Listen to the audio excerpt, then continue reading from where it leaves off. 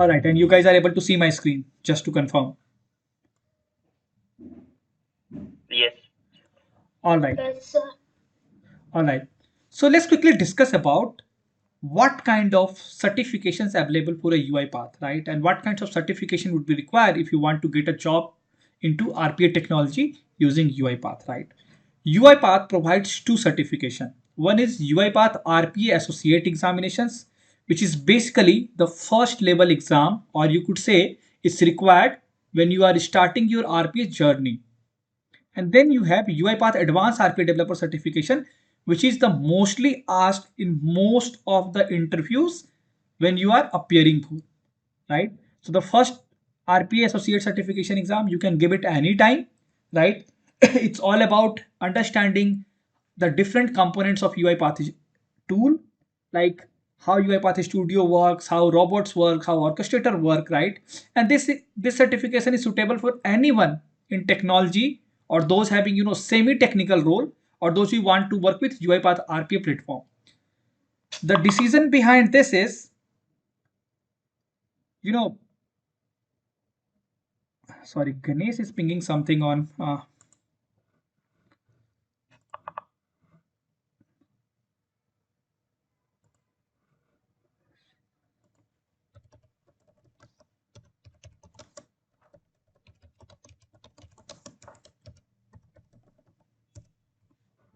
Let me pick their meeting link. Sorry for meeting link.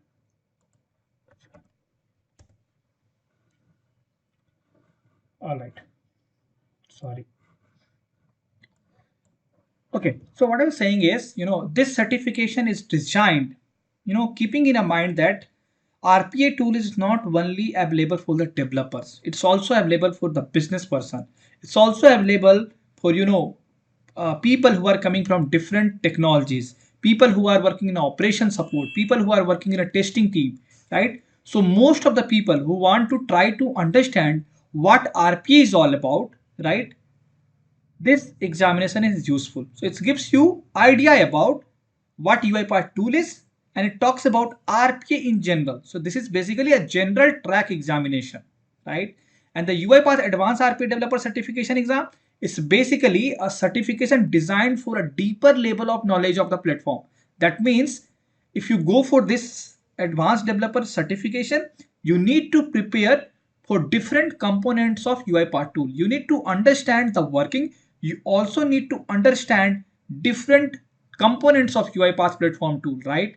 And although there is no prerequisite for this, advanced developer certification to be achieved, but it's recommended that you should have at least 6 months of experience before you try for this examination.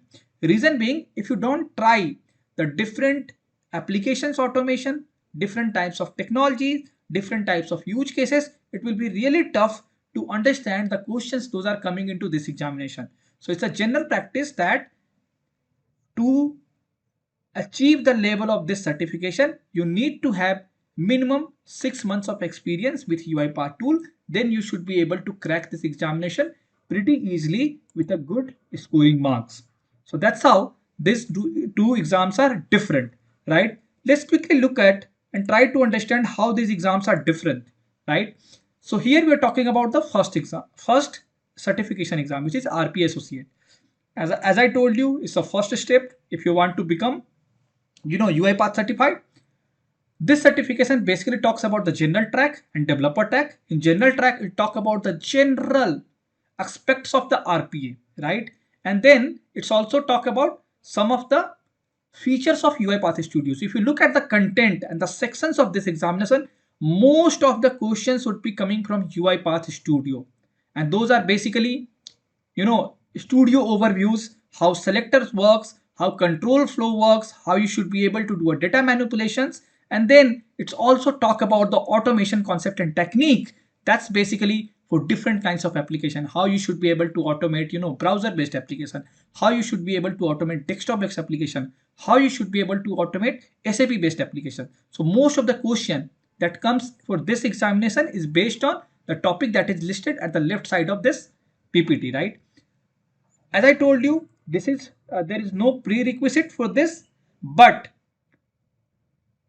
it's recommended that you should have some hands-on knowledge for UiPath tool. Then you should go and prepare for this examination. Reason being, you need to pay exam fee now. Previously it was free. Now you need to pay 150 USD exam fee for this particular examination. It will have, MCQ questions, and exam duration would be 90 minutes, right? And the passing score is 70%. That means you should at least prepare for some time before you go for this examination. And let's quickly look at how you should be able to prepare for this examination. I'm going to send you this slide anyway, so you should be able to read all those details. I just wanted to cover some of the highlight points so that we can focus more on how we should be prepared for advanced certification, not on this RPA associate certificate. So, right. So for these are the some recommended training, right, and hands-on exercise that you need to follow if you want to pass this examination. So there is already RPA associate learning plan available on the academy. So that you need to complete. And if you complete that, most of the questions would be coming from the same examination in exercises, right? So there are some questions which are coming after each chapter and each module in, that academy course.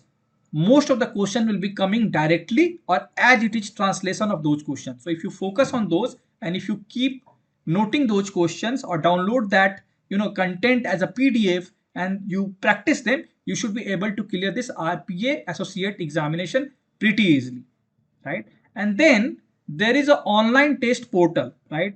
That's basically gives you how you should be able to try this examination.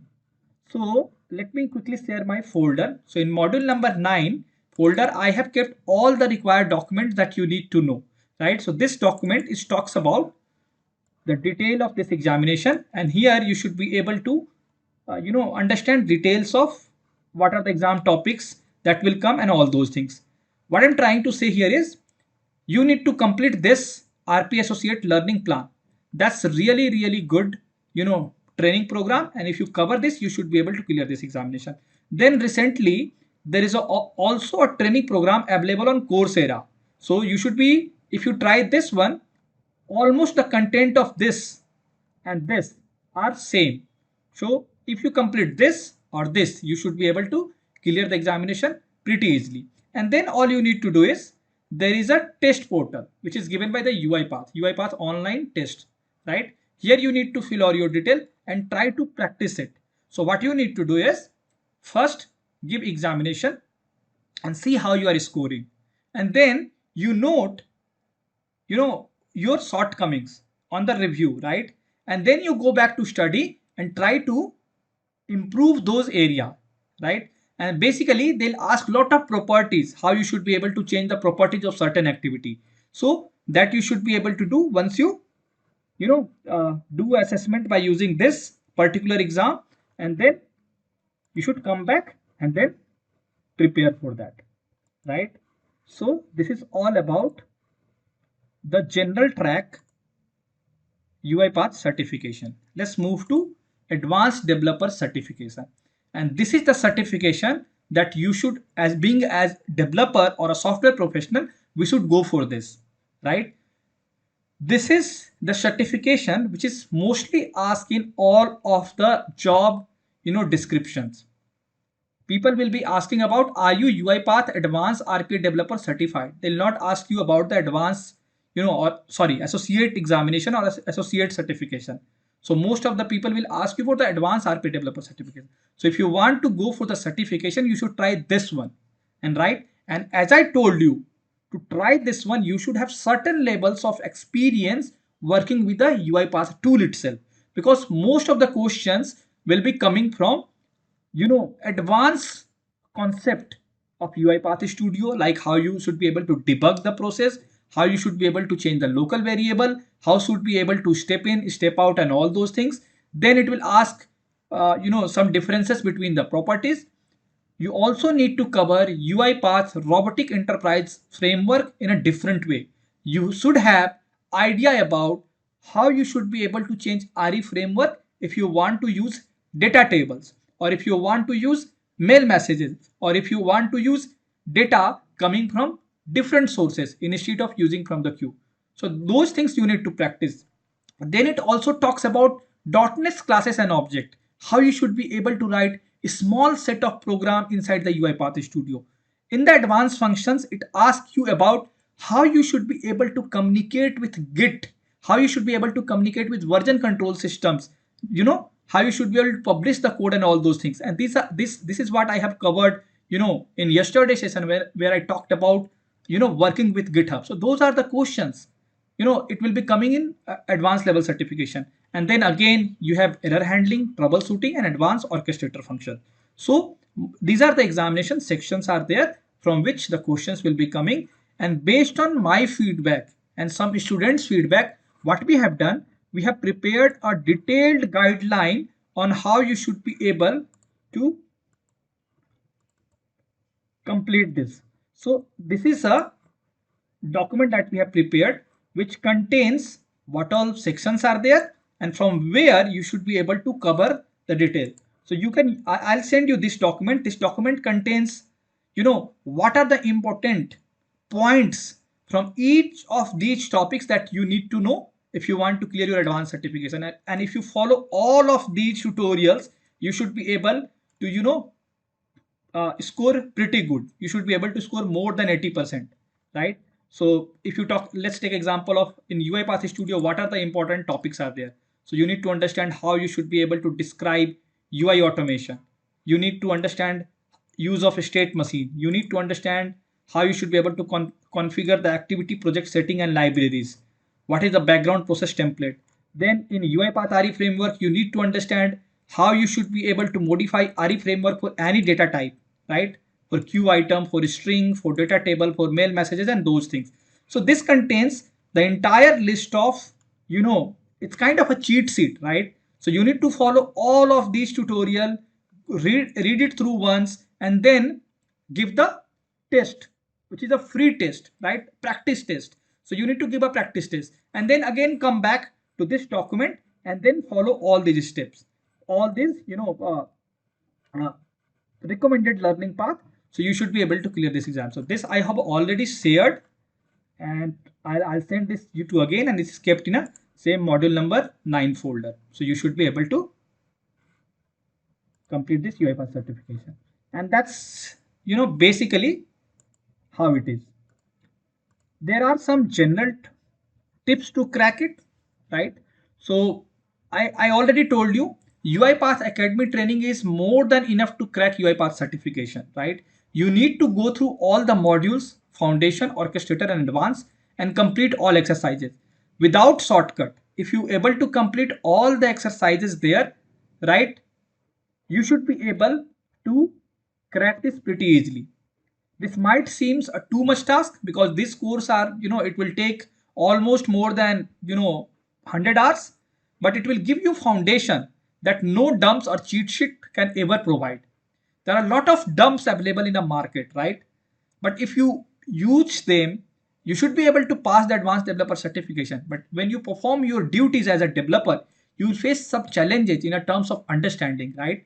So it's your choice whether you want to complete your examination with the dumps and the solved paper which is available in the market, or you want to give, your hard work to complete this, right? And then other thing is that it's always good to get in touch with a like-minded people while preparing for any examination. So there are a lot of people in UiPath community, those who prepare for this examination and give this examination. So you should be able to interact with them to understand what kinds of questions they are coming. Questions mostly will follow the same pattern, right? Their data option will be changed, right? So if you got to know some tips from them, it will be helpful for your examination as well. And that's the reason we're saying that interact with the people who are also preparing for the same examination. They'll give you what type of questions you can face, right? And this keeps changing. What they do usually is they have, a question dump, right? They have, say for example, 100 questions in their, their backend, and those questions keep coming, right? But sometimes what they also do is they change the data set inside the question, right? Say for example, in January, a question is asked with saying data x is equal to 5, y is equal to 10. When the same question will appear in May, the data will come x is equal to 30 and y is equal to 50. So that's how they change. They do not change much of the data. Content, theme or content idea will remain same, only data point will change, right? Then there are few blogs and Udemy courses, obviously, where you can try a mock test based on the examination pattern. There are many articles available on the internet with the dumps and the solve paper. But I'll tell you, don't trust them for sure source of success. Exam has completely changed sometime, and right, and if you are dependent on them completely, you might need to reappear for the examination and you need to pay the fee again. So be careful, sometimes they change it, right? Other thing that I'll tell you, try to solve all the MCQ at the end of academic courses, as most of the questions are taken from the similar line. So the most of the questions that you see at the end of academic courses in the certification exam, they'll come as it is. Practice all the assignment, it will help you to score good marks. So this is what I need to tell you about UiPath certification. You can register on the Pearson website. You can give your practice test on uipath.onlinetest.app. You can solve the MCQ at UiPath Academy, and then there is a certification manager which keeps your certification badge, right? So once you certified, here you should be able to see your certification and you should be able to display on LinkedIn or wherever you want to do. Before I move and showcase you different use cases and demo, because in the past I have seen most of the questions are coming from these two examinations, calculate client security has RP example and UiPath bank RP example. I'll go through these two demo, right, to help you understand how you should be able to modify the RE framework to work with data table. And then also I'll explain you the concept of performer and dispatcher. But before going for that, do you have any questions to ask for UiPath certification so that I move to next part?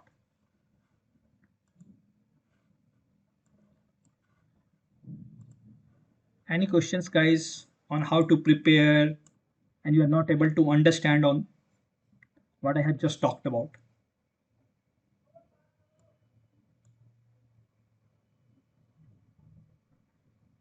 All good?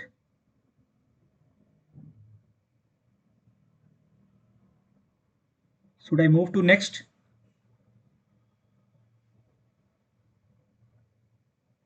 Anyone please confirm? Yes, please. All right, so let's stop this presentation. And what I'll do is I'll start with client security has, problem. So what this problem is all about is, if you go into my, course material, it's also available on, it's basically taken from UiPath Academy. So I have not prepared it. So what they'll give you is, they'll give you this PDD, right? So this PDD will contains what this process is all about, right? So this is basically how you will get a PDD in a similar way in your organization if you work as a RPA developer. And then you need to understand this. So you need to understand the process map, what this process is all about.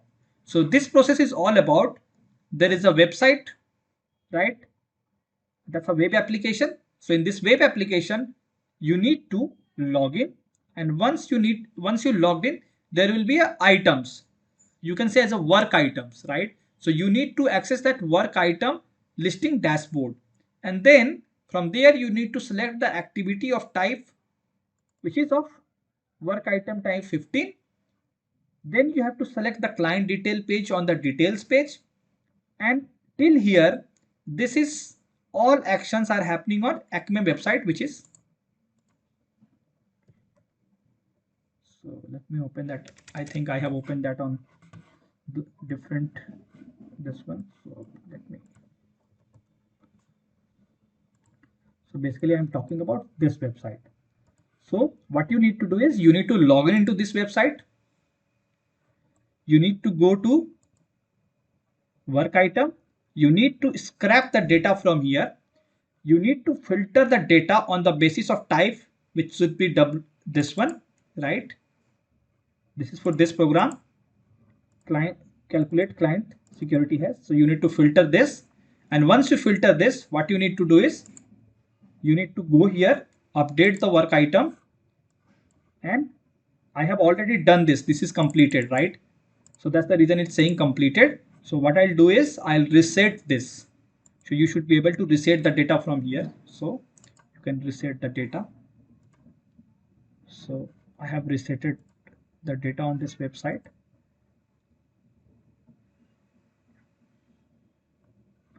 And work item.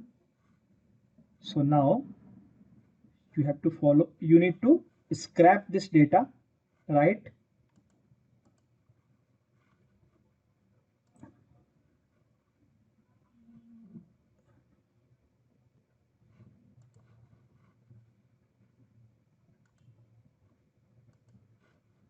Okay. And then go on the client details page, then open other site, which is, sha.com, right? So copy this one.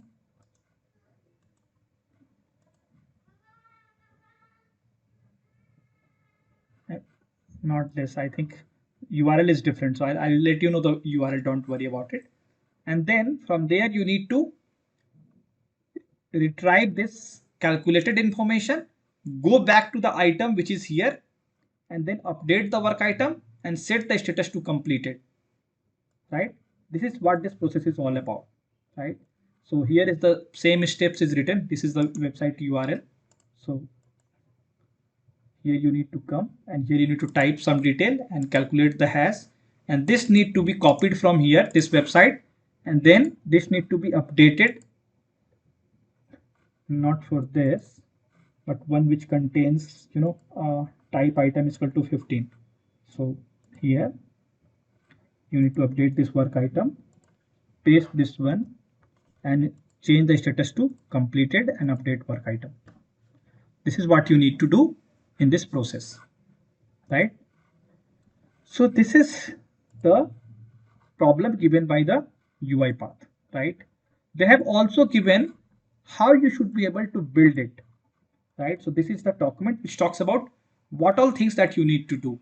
And there I'll explain some of the best practices that we need to follow. So they have, said that what all files you need to create, right? What are the things that you need to keep in the configuration? You need to change the transaction item data type. Reason being, this is the required for working the RE framework with data rows. By default, RE framework works with queues. So we need to change transaction item data type, right? And then these are the workflow, how you should be able to do it.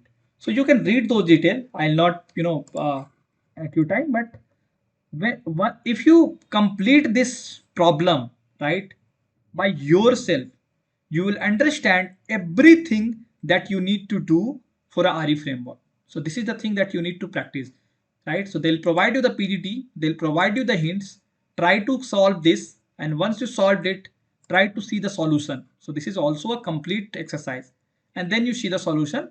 So you understand that your concept is good or did you miss something, right? So you should be able to perform it pretty good. All right. So let's quickly go back to program. And here what I am trying to explain you is how you should be able to modify RE framework to work with data rows, right? Or data coming from data table instead of data coming from queues. So to understand that, let's quickly look at the type of things, uh, you know, and what all we need to change, right, for RE framework to work. So when you create a RE framework project, right, what will happen is in the main file, you will see the transaction item type is a queue item. This is a queue item. Okay. So what you need to do, you need to change this particular item. Okay. You need to change this particular item in a type of data, row type, because it's a not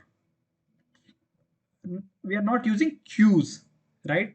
This is the one change that you do at the main XAML file. And then one more thing that you need to notice here is there is also a variable called transaction data. By default, it's the data table. So you don't need to perform anything on this. Only thing that you need to change is transaction item has to be changed from queue item to data row, and then the rest has to be kept as it is. Okay, so that's what I have done here. So if you go here and here, so if you look at, it's a data row. Can you see this? So that's the first thing that you need to do. So if you want to note, you can note it down, or I'll give you, text in a chat box what all things that need to be changed when you are converting a RE framework to use data row instead of queue. So first thing that we need to do in the main XAML file, we need to change transaction item variable to its type, which should be data row. That's the first thing that you need to do. Okay. Then what you need to do is you need to go to different, so get transaction data stage. Okay. In the get transaction data stage, here, what you need to do, you need to change this transaction item from nothing to nothing. So you will say, why I am changing it? In the prior RE framework, it's also nothing. So if you look at here, it's already saved as nothing. Already saved as nothing. So why I need to change it again, right? And this is, people often get confused.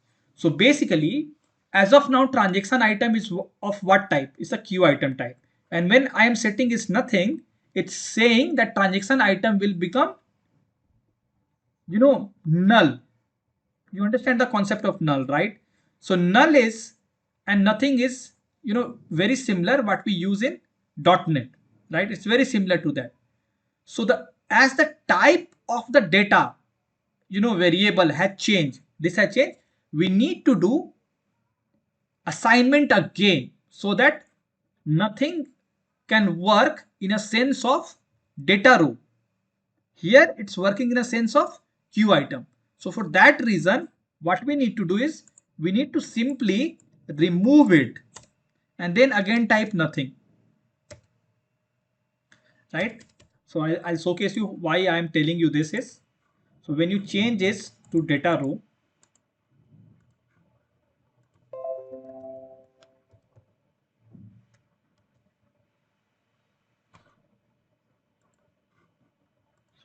when you change this to data row, by default you will, and when you save it and when you open this get transaction data, you will see error with these, right? Why saying error? Because previously it was saved nothing.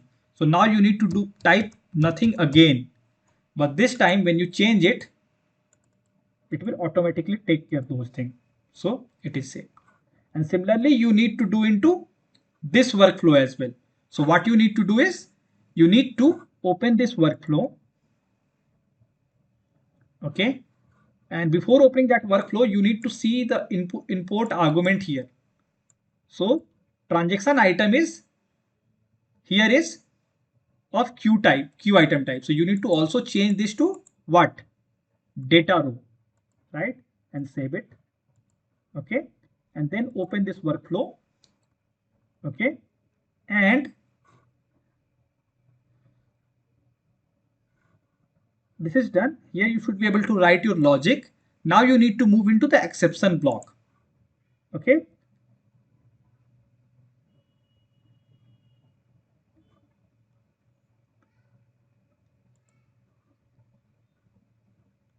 So nothing here, and now save it. You're getting what I'm trying to say? So basically what you need to do, wherever the transaction item is used, you need to change the type of that. If it is used in an argument, you need to change the argument type. If it is used for initializing with nothing or null, you need to also do a reassignment there, and then you need to save it. So once you modify those things, your RE framework should be able to work. So where, right? So that's the change I was highlighting to you. So first change you need to do in a main program. Then in get transaction data, you need to change into the argument here, right? Into the argument. Okay. Then also you need to change it here like we did here. So you need to change from nothing to nothing again. Okay.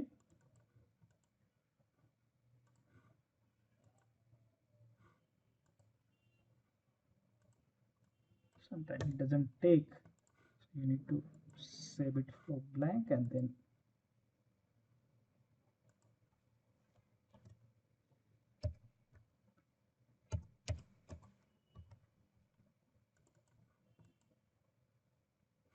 now save it. So got the point? So in main file, you have to change once. In get transaction, you have to change 3 times. Okay. So one is here, another one is here, and then another one is in the argument. So these are the 3 changes that you need to do. Once you are done with this, you need to move to the next stage where it is process transaction, right? Because the same data, whatever the transaction data you are getting here previously, which is a queue item, now what kind of item it would be? It would be a data row. So we need to change that into process transaction state as well. In the process transaction stage, right, where you are invoking the process workflow, right? In the argument, this is of what type? Queue item type. So you need to change that to data row and save it. Okay, right? And then similarly, you need to change it here in a set transaction state. Here also the argument should be changed to from queue item to what? Data row and save it. That's it. These are the changes that you need to do. Okay. So I'll paste these details, what all the changes that you need to do so that you remember this for referring and converting RE framework to any type. So if it is a mail message, I'll ping that into our group chat so that you should be able to understand that carefully. All right. Any doubt here, guys? You got the idea how we should be able to change it? Okay. So let's quickly go to our problem. So we have already done changes for this. Now you got the problem, what problem we need to solve, right? And for this, what we have done is we have stored the data into the config file. So in the config file, you should be able to store the assets where your password is saved. So my password is saved into this variable. I'll store that into a variable. You should be able to, create your data values as I have explained you in a RE framework lecture, right? So that's done. So you have configuration ready, you have modification ready. Now what I'm trying to do here is I'm not going to use a queue, right? So let's close this. So if I'm not going to use a queue, how you should get the data or item that need to be processed one by one, right? That need to be processed one by one. So there are many ways of doing it. Some people, what they do is they write the code into the get transaction data here in this workflow file directly. Some people I have seen, what they do is they do it on the init application, init all settings. So when they read the setting file, they modify it, and it all depends on how you want to use. The only logic that you need to keep in mind is your transaction items should be ready before the process step, right? So that means you should be able to read the data in init all settings or in get transaction data as well. So what I did for this example is once I have completed the reading the configuration file, which is nothing but here in the config, what I have did is I have added a new block at the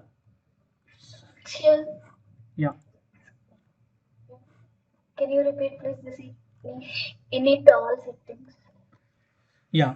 So what I'm trying to say here is, there are multiple ways of getting a transaction data, right? Okay. So let me explain you from here. Okay. So what we do for our item to be processed here, right? We need transaction data. So we should be able to set that get the transaction data here as well and here as well. There is no hard and fast rule for it, right? I have seen some people, what they do is in the initialization stage, they open the application, read the data that need to be processed, and then they pass those information into get transaction data. So it's all depends on what kind of logic you put into, right? So let's quickly look at how just to revise how RE framework works. So in RE framework, how we do? In the init stage, we read all the configuration which is required for running the bot, right? So what we are doing here is we are reading init all settings. This init all setting file which contains from this file, right? And there we read all the settings. Okay. And we also read, there is a block here if you are using a queue. If there is a queue, this block is there. And it is all about killing the existing running process. So here you can see I am reading all the config here. I am checking if there is a queue or there or not, right? If there are already any application open, you should be able to close them here, right? And then at the end of this initialization block itself, I have written a code which will extract the work item. So here what I am doing is we have written logic. So what we need to do for this process, we have two websites. One is called system one, another one is called SHA online. In system one website, we have created these many workflow, and that's basically how the best practices follow. For each unique navigation or each unique piece of module, you can say them as a module as well, because we're trying to break the problem into smaller steps so that we should be able to reuse certain components, right? So we have a login, right? Then we have navigation to dashboard, right? Then we have navigation to work items. We have navigation to work item details. We have a block which extract all the data tables, right? And these are things, and these we have created, the reason being same set of code can be used for a different program. So in next example where I'll showcase you how we should be able to automate a different problem, which is generating a yearly report. You must have seen that example on UiPath Academy, right? So we should be able to reuse some of these blocks that we have defined here, right? So what I'm trying to tell you is, for any problem that you are solving, try to create a folder on the basis of application you have. So say for example, if your automation contains SAP or Salesforce or ServiceNow, so create a folder with ServiceNow, create a folder with Salesforce, create a folder with SAP, and all related modules has to be written here, and they should be written in such a way that they are isolated from each other. One can be called without taking reference from the previous one, right? So you need to design in such a way, right? Item coming out from one workflow can be used in another workflow. So that's you need to take care only. Okay. So in the same way, we have designed this workflow. And what I did here is I'm trying to log in into system. And what I'm doing here is I am passing config, credentials, and passwords, right? And then here we are navigating to work items. That means whatever the data we need to scrap, this is navigation only. We are going to that page only. We are not doing extraction here. So if you look at, we are clicking that work item. That's all. A small piece of workflow. Click on that particular work item, right? And then in the next tab, what we are doing, we are extracting the information from the tabular data, that we have this kind of tabular data, right? So we are extracting the information. So these are really, really small workflow, right? Why we create a workflow in such a smaller design, reason being it's easy to maintain. If something goes wrong with, while data scraping, you should be able to change it without changing any other workflow. So this reduces the risk of human error as well. This also reduces the use of, testing all other component, because we also use testing mechanism where we test certain workflow by passing certain arguments, right?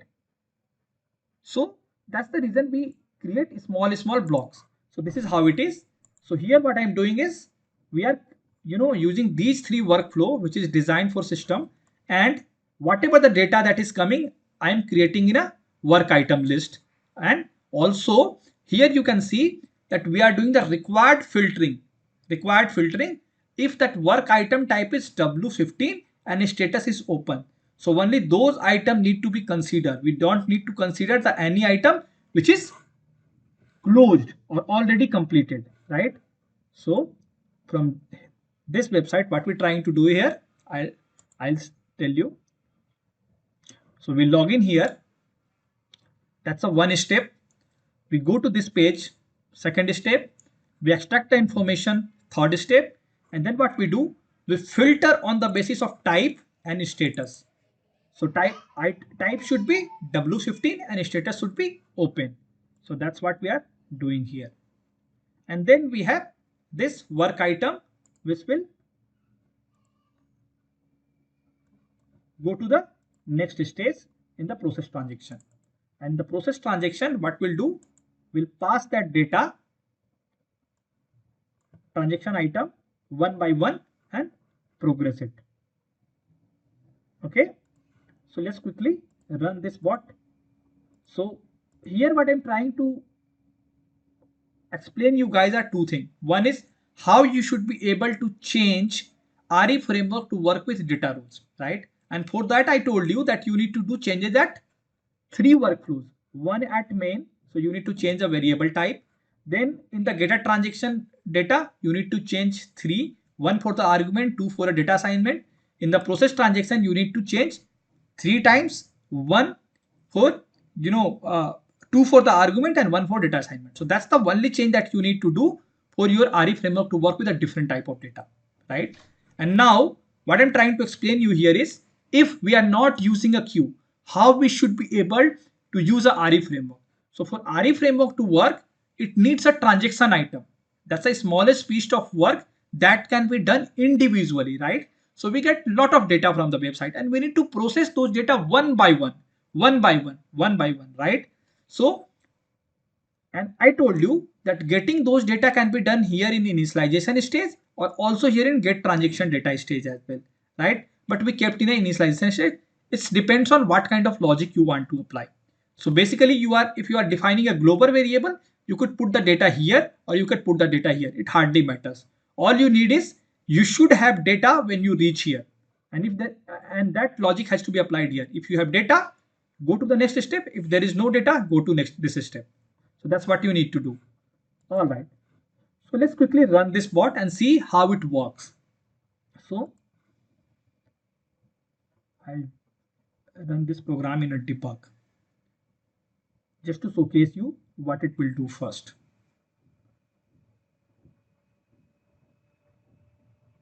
So it has opened this Chrome browser. Oh, sorry, it will fail because I have not designed a workflow which takes care of, if website is already logging. So if you are already logged in, you should have, check that if it is already logged in, you should do nothing or you should log out and then log in again, or this will fail.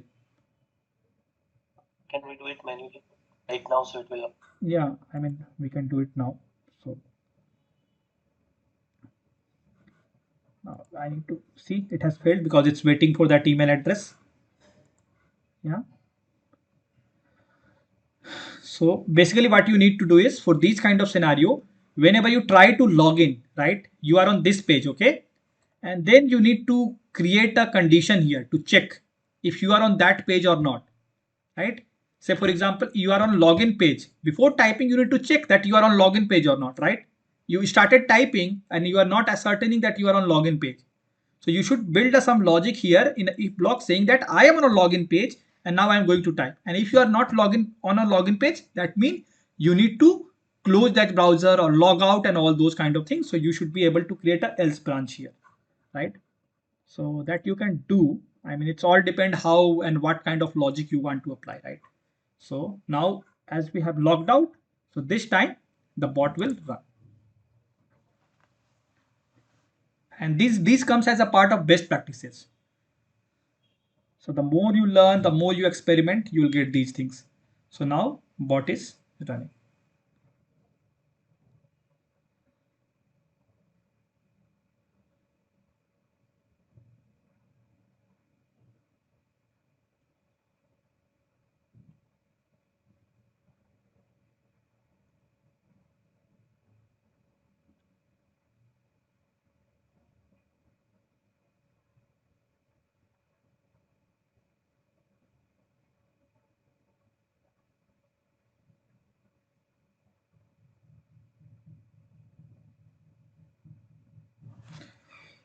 Some issue here.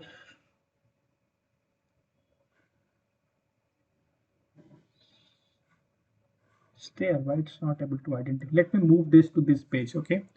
And just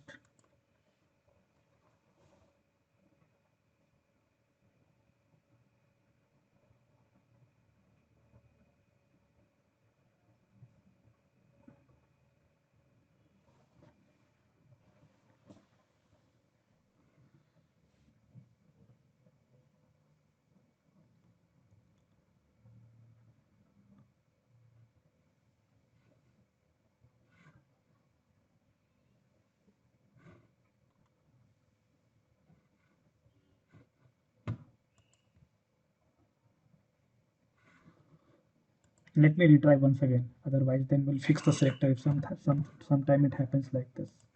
Don't worry about it. Let's run this again.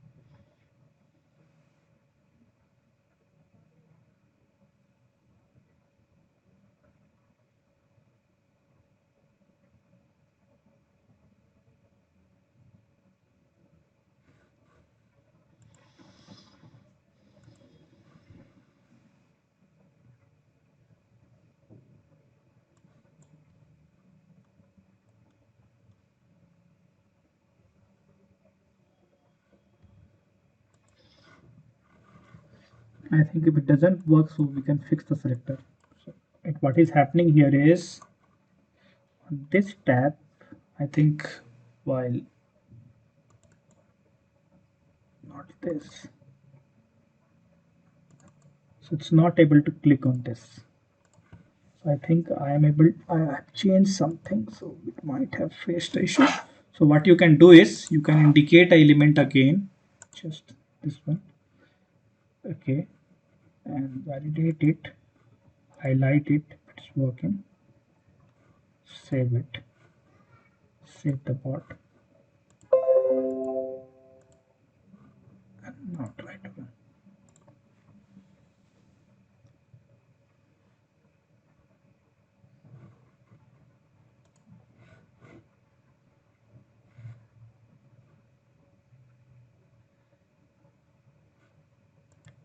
Second, just give, just give me a second, guys. So it's what happened is it has opened multiple, you know,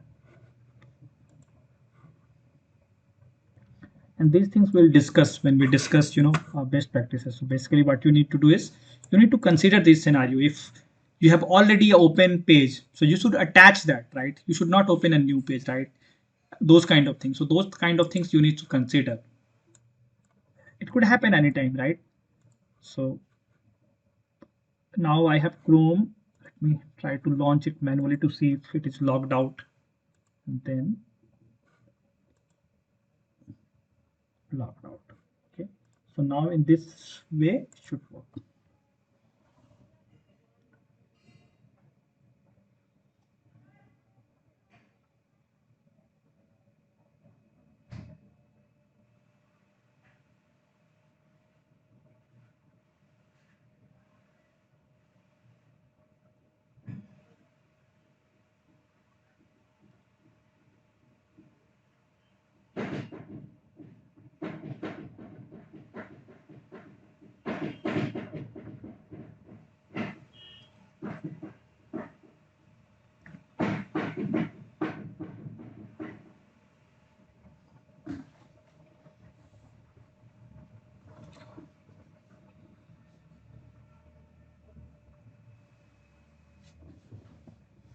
So you can see that it has navigated through the different tabs of that particular data table from page 1 to page 10 to read all the information from this page. And now what it will do is it's waiting for me to, because I wanted to showcase you that all the data will come into the here. So this is the breakpoint that I have kept. So now you have in this particular data, everything will be assigned. So as of now, in transaction data, we have all the data. And now we need to filter this on the basis of type and status, and it will go to the wait list and then it will continue working. So for sake of simplicity, I'll simply say continue, and then it will open this website. It will type the data, calculate the hash, copy it from here, and then on the other website it will copy it from here and save it.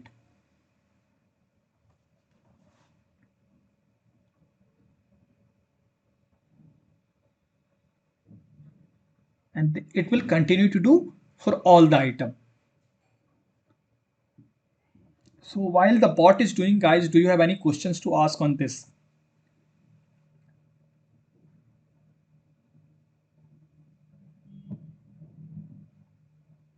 You got to know how to change RE framework to work for data row. Only one question I have. Yeah. Where from you got this standard RE framework template in which you have made changes?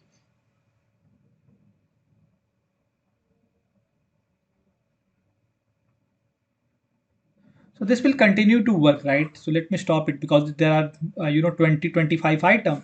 So it will take a while to complete. But what I'm trying to say here, this is a really, really good example that UiPath has given. And you can follow the document which is given by them. Like they have also given you the exercise hint. So by looking at this, you should be able to understand how you need to design a bot. So they have given that create a module this, create a module this, create a module this, create a module this. And that's how I also prepared this, right? I followed their document because that's basically talk about the best practices, how you should be able to break your problem into smaller modules, and then how you should be able to reuse some of these modules and those kind of things. And then what all things you need to keep in the configuration, how you need to change transaction item data type, and then all of these things, right?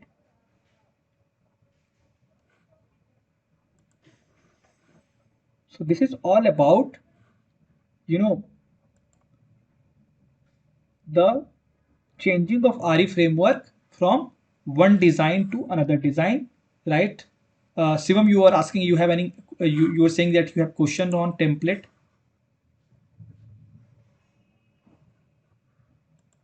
No, no questions. Yeah. So it's pretty simple. All you need to take care is one variable that need to be changed, and that variable is transaction item. So basically, you need to identify the use of this particular variable wherever it is used. So it could have been used as an input, as an argument, or it could have been used as an assignment, right? That's the only possible way to use this variable. So wherever this variable is used, those workflow you need to modify, right? And we got to know by looking prior that it is used in a main as a variable, then in the get transaction stage for argument and assignment, and in the process stage for argument and assignment. So these are the three locations that you need to change, and rest you don't need to touch the RE framework. And similarly, if you want to work on mail message, right, you need to change transaction item from data row to mail message type, and then you should be able to work on emails. That's the only difference. All right, so with this I'll save this. I don't know somehow why that this got changed, so I'll do a quick commit and then update on GitHub so that next time I don't need to do the changes. So it has been published to my GitHub.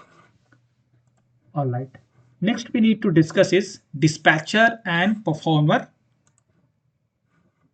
pattern. Okay, so I'll quickly go to my course study guide and Here we were discussing about, not on module number 10, we were in module number, it should be module number 10. So this we need to discuss, which is dispatcher and performer. Anyone have idea about this? What is this performer and dispatcher design pattern? And why we use this? To distribute workload between robots. Yeah. So one is to distribute the workload between the robot. Any other use case where we should design a bot in performer and dispatcher pattern?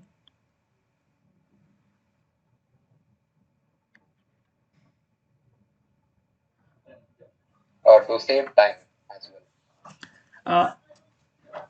In operating system, we have a famous producer and consumer problem. You must have,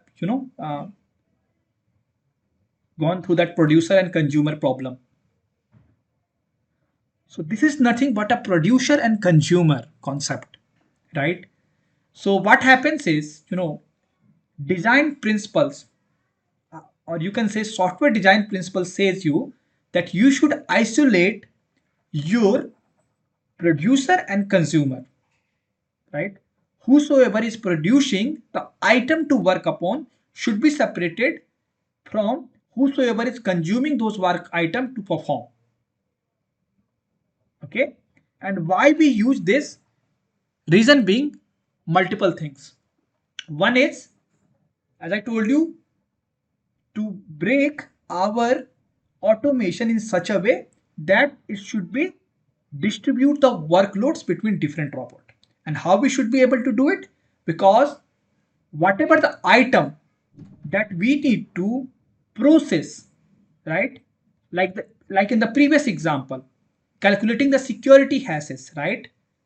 We should be able to design a process which will, create a queue item for all the items where type is equal to W15 and status is open, and we put them into queue. That's a one part. Other part would be, once we have a data in a queue, we should be able to complete those tasks by using a performer bot, right? We can use multiple performer bot to complete those tasks. If you are using a queue, it's pretty easy because you don't need to take care about the raise around condition. Concurrency is automatically controlled by the queue. So whosoever or the first bot which comes in will get the one item, and that item will become from new to in progress, and next time when the new bot will come, it will pick the next item in a queue on the basis of first in first out and priority order and process the next item, not the one which is already in progress. So this way you are ensuring that concurrency controlled are in place, right? So performer and dispatcher design is used when you need to build a multi-bot architecture where input data may be coming from the different sources, but you can design a dispatcher which will pull all the data from all different sources like email. I'll give you one example. So, and then you could have a multiple performer running in a multiple environment or multiple, systems to perform the task.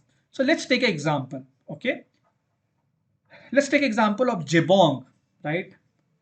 So when Jabong used to in a market, they have a backend tool which basically process the complaints from different channels. So they used to receive a complaint from social media, they used to receive complaint from the account manager, they used to receive the complaint on email, they used to receive complaint on the mobile app, they used to receive complaint on contact center, which is nothing but a customer care. So different sources of getting a complaint, right?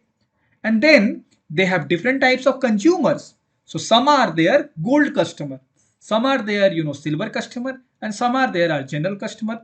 For different types of customer, they have different SLAs, right? For general customer, they have 24 hours SLA. For silver customer, 4 hours of SLA, and for gold customer, 30 minutes of SLA. And then Based on the ticket, they need to perform different action on different system, right? It has no, for some ticket they need to access one system. For some ticket they need to update certain things on a multiple system, right? So if you have such kind of problem where you have input data coming from different sources and they need to be processed differently, dispatcher and performer design pattern is the best because it solves your two problem. First is scalability. You should be able to scale your bot on runtime. Think about the example when during the Diwali or a Christmas Eve you have 100,000 number of complaints are coming, but on rest of the days less number of complaints are coming. So you should be able to create a copy of performer bot to run on a new, bot machine. And with UiPath new concept of cloud robots, right? You should be able to create robot on a runtime. You don't need to create machine and robot and keep it as a idle throughout the year and when it is required to run. No, the concept is gone. Whenever you need a new robot to be created, you should be able to create that on fly. All you need to do is in your performer problem, you look for number of queue item that need to be processed or number of queue item for which SLA has to be breached, right? So on the basis of the volume, you should be able to create a decision point that I have 100 queue item to be processed and I have only one machine. If one ticket takes 1 hour to complete a one task, I won't be able to complete that. That means I need two more co-worker to work with me to complete those tasks, right? So in those scenario, you should be able to use orchestrator API to create a new machine robot combinations on the fly and run the task on those machine as well. So it will solve the scalability problem, right? You got what I'm saying, what I'm trying to say here? And once task is complete, it will automatically kill those bots which we create in runtime. Yes, you should be able to delete those. They all are in cloud. That's only feasible if you are using a cloud infrastructure as of now. They are called cloud robots. You can search about it. UiPath has recently launched.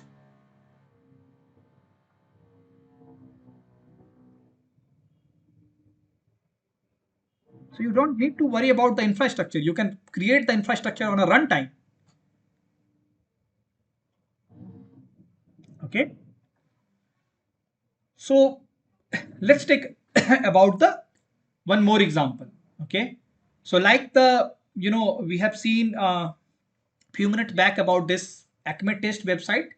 So on the landing page, what you need to do is you need to click on dashboard, click over all the invoices menu item and then click on search for invoice. It will display all the invoices.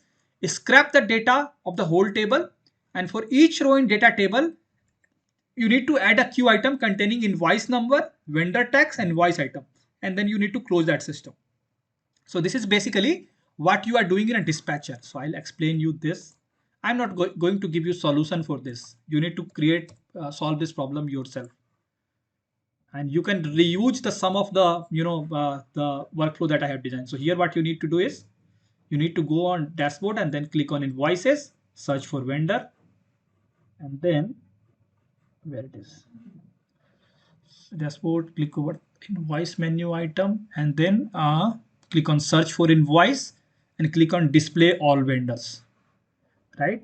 So you need to read this tabular data for each row. For each row here, what you need to do is you need to create a queue item and the queue item you need to paste these data.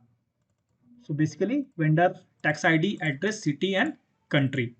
And then once you create a queue item for all of these, then close this system. So that's a dispatcher program. So for solving this problem, what you need to do? If we take a previous example, all you need to do is create a new workflow for reading a vendor search result. Rest everything is already ready, right? You have all the So let's take it. Let me open the UiPath Studio.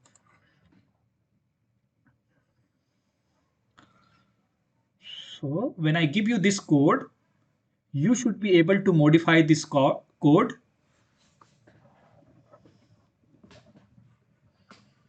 right? You should be able to create a copy of this code, right?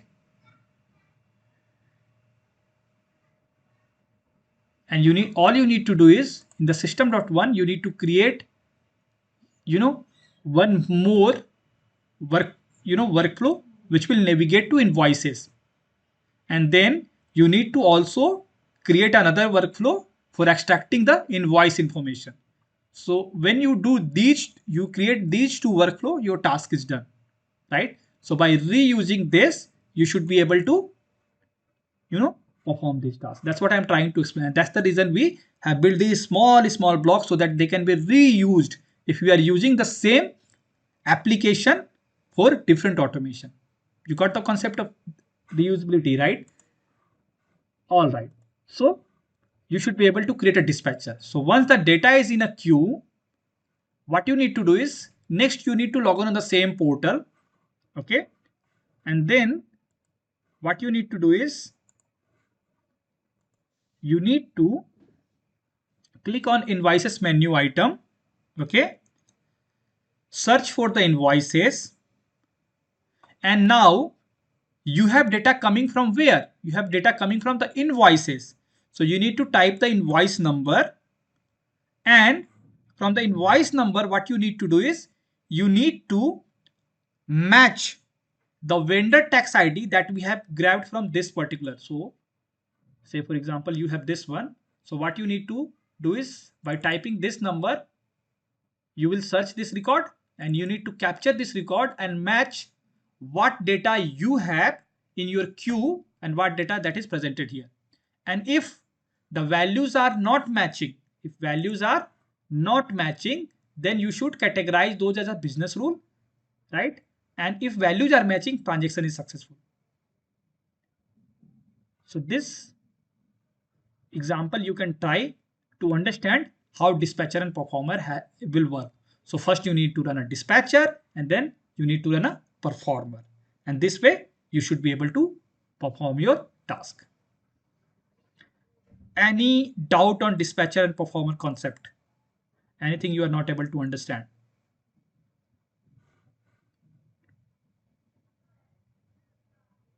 It's good. Should I move to next part? All right, guys. So to understand you in a more better way, what I have done is I have prepared another problem. So which is again using the same website. So we have a problem called generate yearly report, and that's also given by UiPath. And you should be able to see those details of the problem here.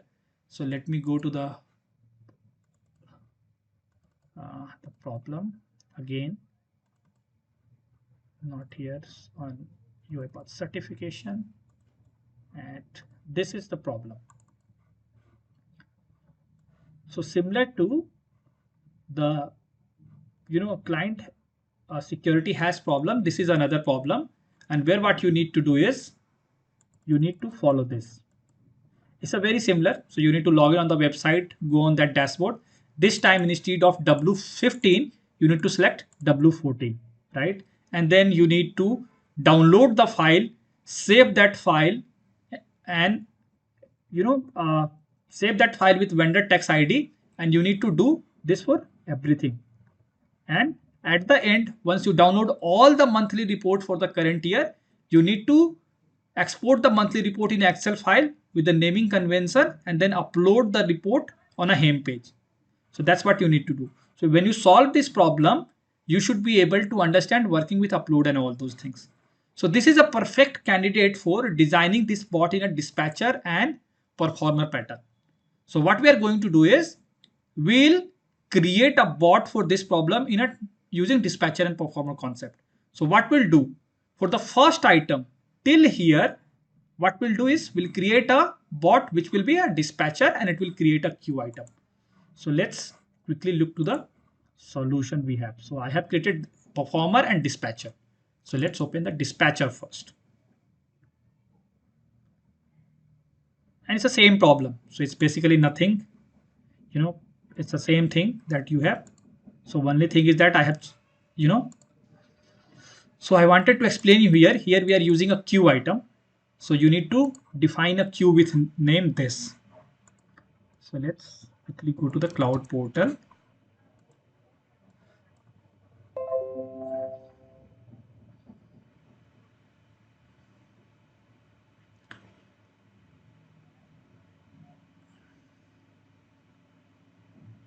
Okay, in the queues, I have defined a queues with name this one, and you should. So let me delete this and create new again. Just do not want to mess up things. Okay, create a new queue and name this one, just to make sure that same name is present here. So we are using queue, and we have a credential with this one. So let's quickly look at that. We have credentials with assets. So we have credential with this name. So here we have configured the username and password for the website. So these are the two things that you need to do. You need to define a queue, and you need to create asset for login into the website, and you need to store those values here. So what is my credential name? What is the queue name? That's it. Done. Okay. And now look at the main workflow. So here what we are doing is a dispatcher problem. Okay. So in dispatcher problem, we are processing a data here. So whatever the data we extracted from this work item table, right? We are using this data scraping utility here to extract the information. And for each item in a row, if row type equal to 14 and status is open, we are adding that in a queue. So you can see that it's using in a queue. Priority is normal. Item information here, you should be able to see that we are putting into this to identify the work item, right? And you should be able to put more item if you want to, right? I explained you this in our UiPath orchestrator lesson. All right, so what this will do is, let me run this. I think I have not closed the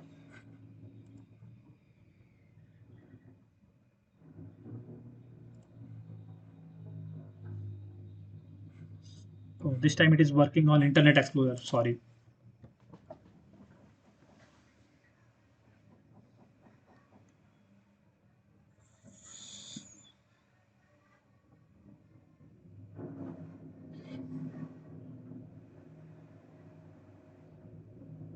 So it will extract all the information from this page.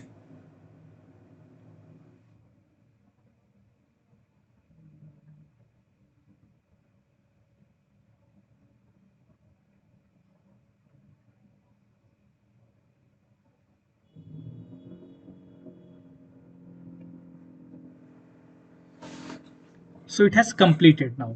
So now we'll go back to the queues, refresh this queues, and here you will see all of your transactions.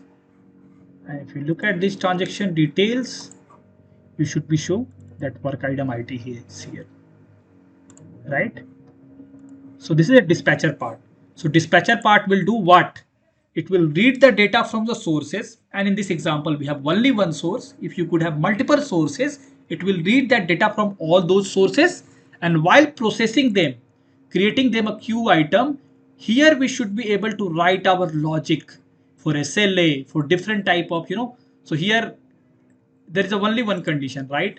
We could create multiple if condition here, so that when we add a queue item, we should be able to add them on the basis of priority, on the basis of, SLA, deadlines, and all those things.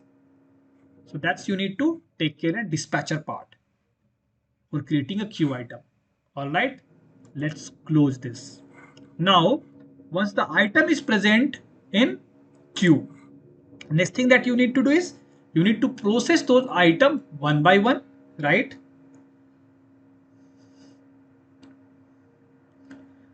So for that, what we have designed a performer,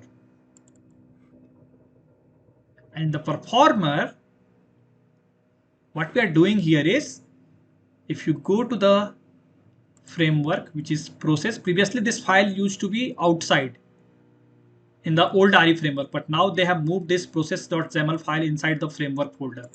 So this is a one change, that people ask in an interview question. So what we are doing here is, we are getting a transaction data. From transaction data queue, I told you how to retrieve that specific content. So we are using a specific content work item ID, assigning that as a work item ID here. Then we are navigating to the details page. Then we are extracting the vendor information, and we are downloading the file after navigating to the monthly report.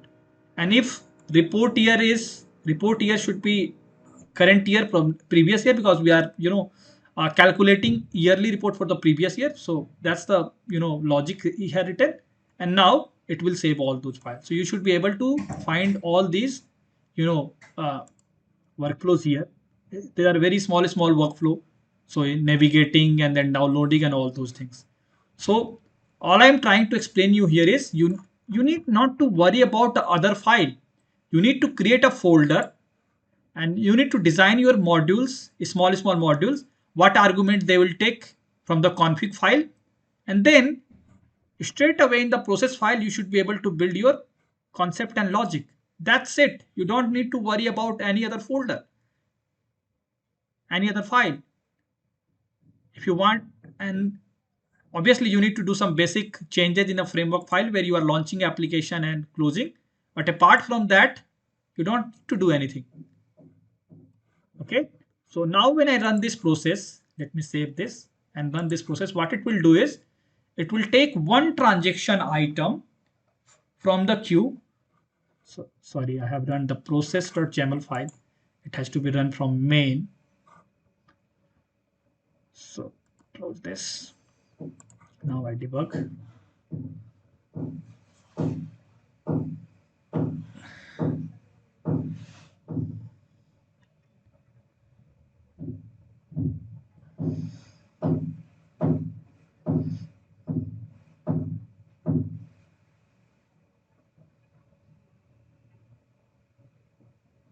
So download the report, save that file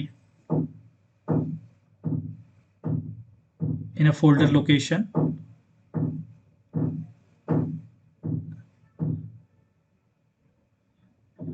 And then it will continue to do, right? So it's basically, there must be some error, so ignore and continue, because I have used this parameter.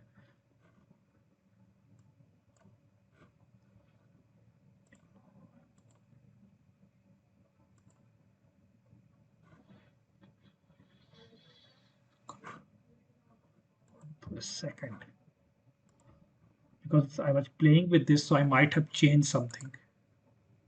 Oh, so basically whatever that file it has to be downloaded, it has to be downloaded here. So I have changed something.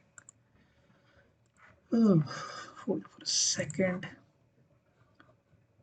Let it run.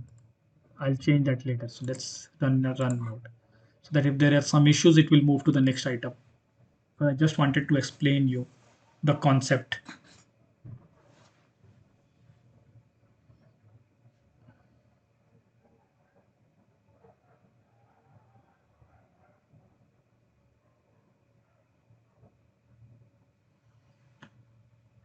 So overall, what I'm trying to say here is, you need to break your problem into dispatcher and performer part, and you should be able to design a bot.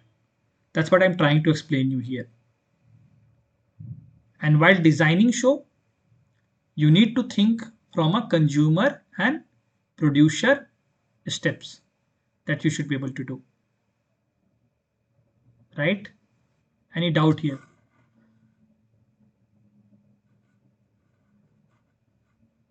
Basically, it's not locked out.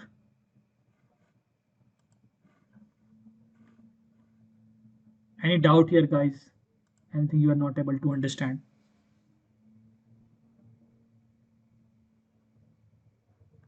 You got to know about idea of dispatcher and performer pattern, right? Yeah, it's clear now. Sorry. It's clear now. Yeah. So that's the thing I wanted to talk. I mean, it's breaking due to some selector. I might have changed something. So that's the reason. So otherwise we can, run this. I'll send this code. So don't worry, you should be able to run them on your machine. The only thing that you need to do is you need to you need to create a queue, and you need to create a asset which contains, password for you. So this is how it will continue to work. It will go here, it will download the file, save it to folder location. Are these a certification problem? This used to be a certification problem, and most of the problem as of now asked today will be also from on similar line. So when we have, examination conducted by the UiPath, they used to ask this question, how you should be able to, solve these problems. Most of the questions asked from these two exercise only. So anyone who have done the certification prior to the Pearson era, they must have done this problems. So see, this bot, we have a one genuine problem here. Every time it's completing a task, it's logging out the system, right? And it's try to log in, and we can avoid this scenario, right? What we can do is once the download is done, we can move to the home page, and from there we should be able to, or we can stay on the same page. We can validate we are on the same page, and then we should be able to process. So this is how questions were used to ask, right? Previously, when you have, what could be done to improve the runtime for this bot. So one way is remove the logging function from the process, put into initialization. So at the time of initialization, system will be ready, and only thing that you need to do is see application is launching again and again and typing the password and then navigating.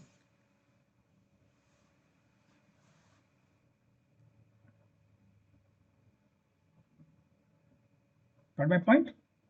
So with this, we are almost done with the RE framework concept. We understand RE framework. We understand how we should be able to change RE framework to use with a different data type. Now we also understand what is a performer and dispatcher design pattern. And if you understand these things, you should be able to answer all the queries. Only thing that you need to now focus on is exception handling. How you are updating the status of a queue item once a task is being completed or task has been failed. So that comes under the business and system exception part. So you need to read the documentation about when you need to mark an item as a system exception and when you need to mark an item as a business exception. And there is a generic rule. Whenever something goes wrong with the application in terms of navigation, menus not identify, access issue, website not launching, or anything such sort, we mark them as a system exception. But if you have something like when you have no report for the, say for example, in this website, if there is no report for the year and the given month, right? So we need to mark that item as a business exception, saying that there is no data available for month so and year so and so, right? So business exception will be based on business rule, and system exception will be based on surrounding condition to process your one item. So that's you need to take in mind. All right. All right, guys. So this will keep continue because there are a lot of transaction items, so it will keep running. And other thing that you need to do is if you have two system at your home, so you should be probably running this performer bot on two machine to see how they working on these two different machine. And that's the reason they have given lot many work item for this problem. Okay. So I'll stop it. It will continue. So far it has processed 9 transactions. There were some issues, but you can see when you have system exception and all those things. So it should be moving forward with the updating the values. All right. So with this, we are done with module number 10 and module number 9. And module number, now we have only left with module number 11, which is basically nothing but some of the best practices that we need to follow. So in the best practices, let me cover it quickly because it will not take much time, because all of you know, understand this pretty, you know, I have explained these things. And then we're left with this document understanding that we'll cover next week. Okay. So let's quickly look at what are the best practices that we need to follow for an enterprise grade project when you are, handling a large automation project, right? The first thing that you need to we need to discuss is about the reusable component. We already discussed about it, but we'll see how we should be able to make our component reusable. What are the different ways of doing it, right? Then we'll see what are the best practices we need to follow when we're creating an enterprise grade product. We need to look at some of the feature that UiPath Test Manager gives and object repository. Object repository I have already covered. So I'll cover UiPath Test Manager here, and then debugging and exception handling. And then there are certain things like workflow analyzer, project management, GitHub integration. So GitHub integration we already covered. We'll discuss about the workflow analyzer and project management, right? It will not take more than 30-35 minutes. Okay, so let's quickly start. What is the reusable component, right? So we have seen different types of reusable components in UiPath. One is a connector. I have shown you example of connectors yesterday, where we were using ServiceNow connector to connect your UiPath orchestrator. So application or UiPath product that can interact with each other with the help of connectors. So you should be able to design your connector, right? Then you have custom activity. Custom activity is nothing but if you want to write a code which is not already available or given by the UiPath Studio, so you should be able to build your custom activity. Custom activity can use other activities inside. That means even if you don't write a code, you should be able to create a custom activity. Or any task that you do on a frequent basis, say for example launching one particular application multiple time in a multiple project, so you should identify that item as a reusable component, create a custom activity, define input output arguments, and publish that as a library. So that will become another reusable component. Then you have certain different other developer tools which can be reused, right? Say for example, those are useful for performing test or debugging of software. These types of component can help you to build your automation faster. Lot of people on UiPath Marketplace has given these kind of developer tool, which helps you to create test cases. SAP, they have given lot many workflows for SAP. So those kind of tool can be used as a reusable component. Then you have end-to-end process automation, right? So certain organizations, mostly IT organization, which are partner with UiPath, they have given their end-to-end solution for reconciliation. They have given their end-to-end solution for KYC, because those are generic thing that has to happen on a different organization. It's not that KYC is only done in one insurance organization, but it is not done in other organization. So they have created a very generic solution that can be modified with the help of input and output to be adopted in a different organization. So those are present as a solution. And then you have workflow template. Workflow template we already understand. We have seen those workflow template in UiPath Studio, like RE framework, document understanding, and all those things. So for this, I'll quickly showcase you templates, because here I'm opening a UiPath Studio fresh.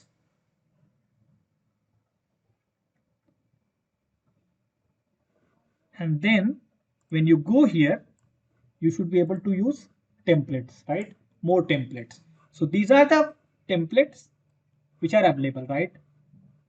See, a lot of templates are available, and they are given by some other organization. Sopra Steria has given this, right? Similarly, you will see some from internal labs. Then you have something from Mindtree as well here, which is SAP Cost Center creation. So this is what? This is end-to-end complete solution, right? This is light RE framework. This is a template given by, They have modified the RE framework and they call it light RE framework. And similarly, lot of others. So this is why I wanted to tell you, these helps you to save your time for building automation. So there are a lot many available here, and not only here, they're also available on marketplace. So all you need to do is you need to go on UiPath marketplace, and you should be able to download anything which is available. So say for example, I want to download a complete solution. So here are complete solution given by some of the publishers. Like this one is attended bot. This is really good example. So what you can do, you can download this, right? If they some of them are paid, right? So some of them are not available for download. They'll say as I'm interested, and this will be your query will be sent to the provider. But some more, but couple of them are available as free to download. I'll show some which is available as free to download. This one, like, right? ServiceNow Activity Pack Pro UiPath. So you should be able to download this on a click of a button from here. And all you need to do is you need to save it here on desktop and start using it. You don't need anything else. You need to change configuration in those.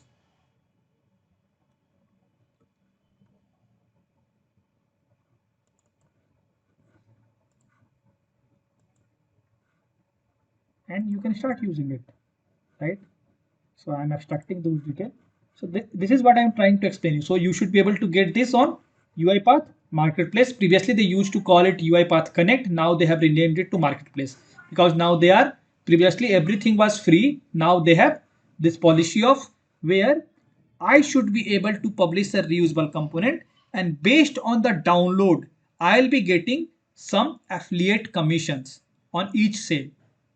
So those kind of thing now they have done. So it's better because they are encouraging people to publish their code on marketplace so that others can use. So it's also a good opportunity if you have created something and you think that can be widely used across other organization, you should publish that, right?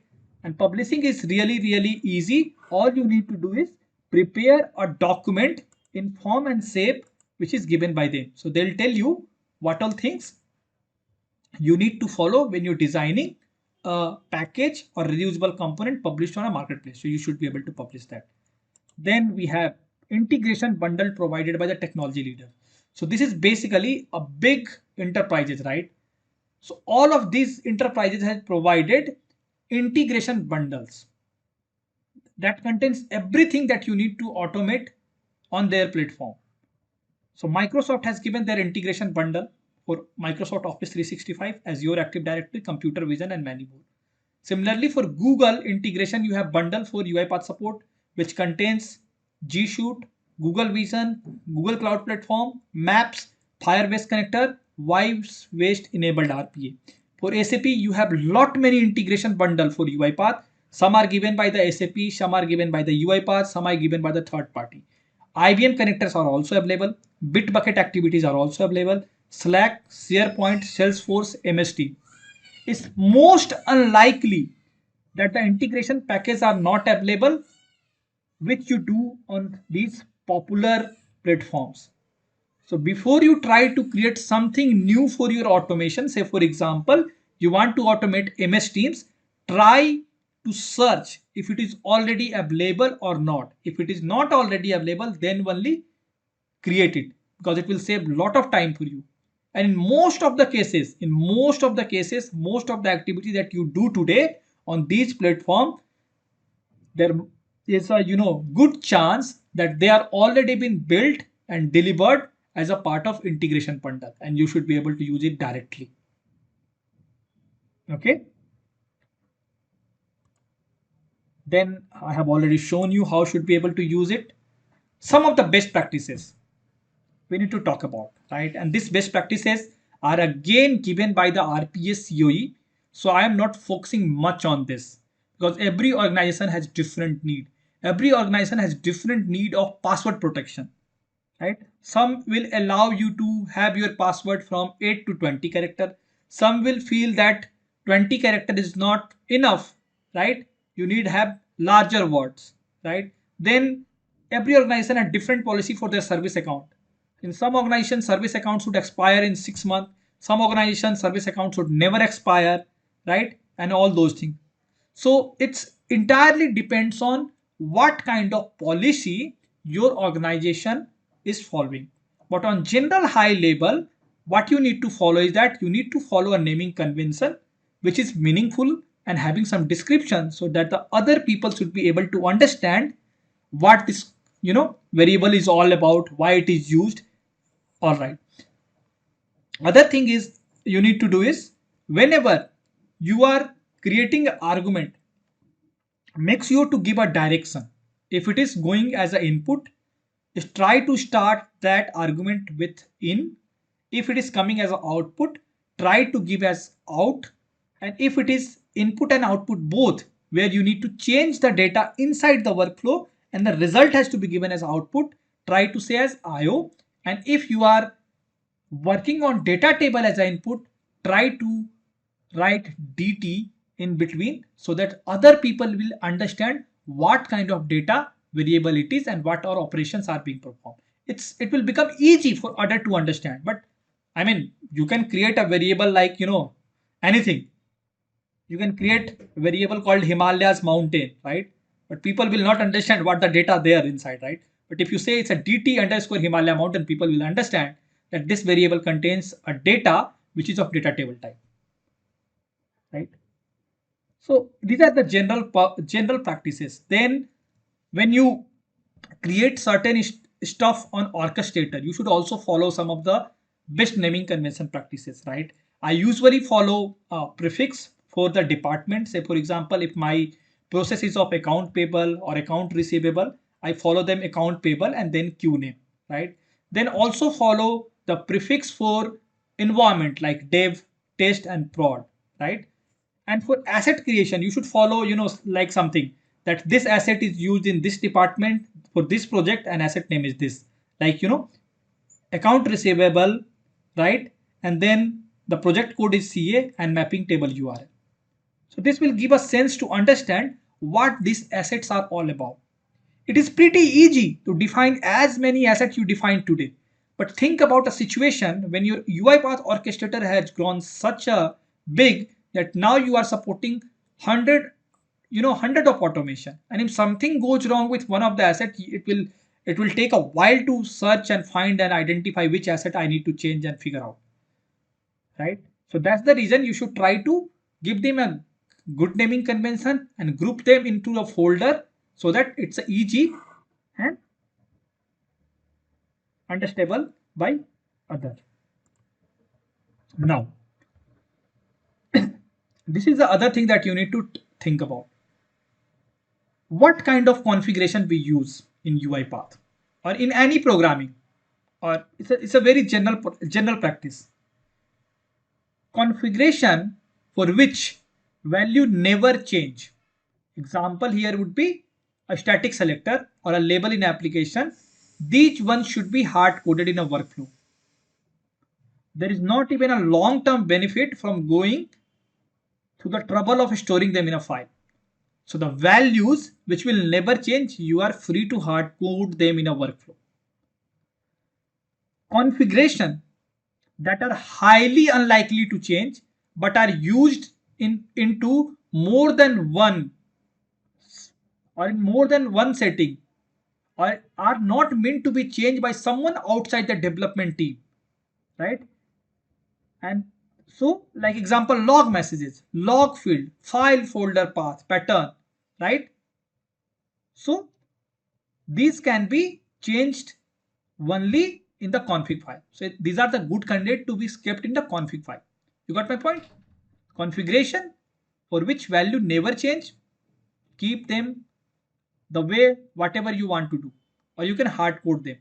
Configuration values which are highly unlikely to change like folder path and all those things, and if require change, developer has to be consulted and all those things, you can put them into config file. Configuration that are likely to change from one environment to another environment, right? Like orchestrator asset, your dev credential is different, prod credentials are different, and all those things. Or dev config file is different, prod config file is different. Then you should store them in the orchestrator asset. That's a basic definitions of the configuration best practices. Some people say, why you wanted me to save the file and folder location into the config file, and you are at the same time saying that they are changing from environment to environment. So if they are changing to environment, why can't we store them into the assets, like folder path for saving the output, right? So for those scenario, what I'll tell you is you should store the base file path into the assets and all other path as a relative to that path in the config.xls file or a config file, right? So say for example, if your bot structure is such a way that it contains a folder which has folder called input, output, config, logs, archiving, and lot many other folders, right? And inside that folder you have a file called config.xl. So what you need to do is the path of config.xls file need to be stored into assets, and rest path has to be derived using a variable from the config.xls file. This way you are not defining lot many other configuration file, because you are ensuring that if the config folder is there, other folder will be at the same location and it could be relatively accessed, right? Got my point? So these are the best practices for config file. Credential best practices is, again, I told you it depends on RPA COE. So you need to follow your organization standard. Some organizations store their password in orchestrator database. Some organizations store their password in a CyberArk. Some organizations follow their own password management tools and all those things. So it's entirely depend on your RPA COE, your best practices. But one thing that you need to ensure is, as of now, UiPath Orchestrator stores data securely in SQL Server DB with 256-bit AES encryption, and password cannot be displayed, right? When you use a get credential activity under the orchestrator, it will return a string username and a secure string password. Remember first few classes where I have used the example where by using a small snippet of code, right, like this one, you should be able to convert the secure password into unsecure password, right? So you should avoid doing these things, because these will be a security breach and you will be liable for any damage done due to that. So avoid using these kinds of activities. As of now, UiPath has come with a workflow analyzer. So what we do is we restrict these activity so they cannot be used inside the workflow. So this is about the credential best practices. Then you have some UiPath best practices, like I was talking in the early morning today, right? So you need to follow all of these things, and this you should be able to understand pretty much. It's all about practices. So you need to you will read this particular site and you should follow these guidelines, right?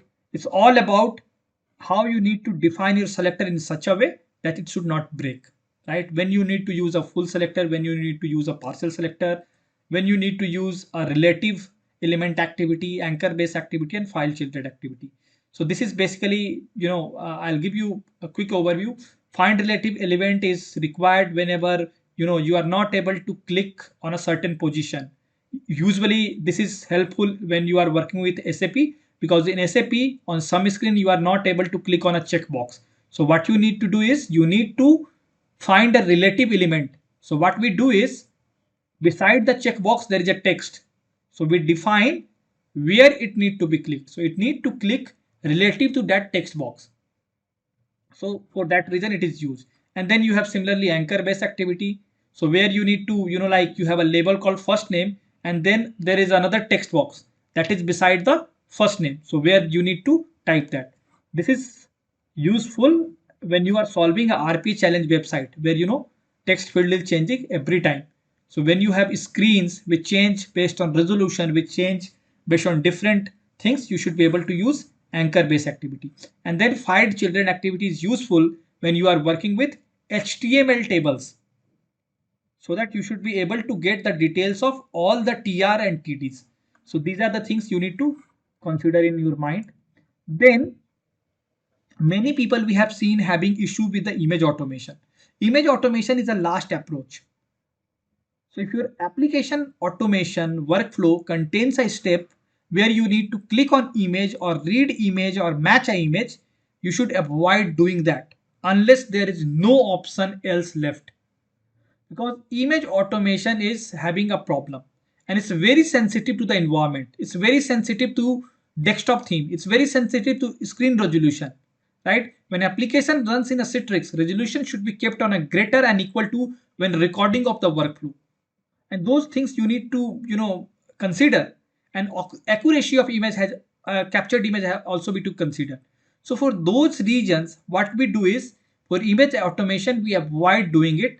Try to do it with a different selector or different, selector you have on the screen. If there is nothing else left and you have only one way to do it is the image recognition, then do it.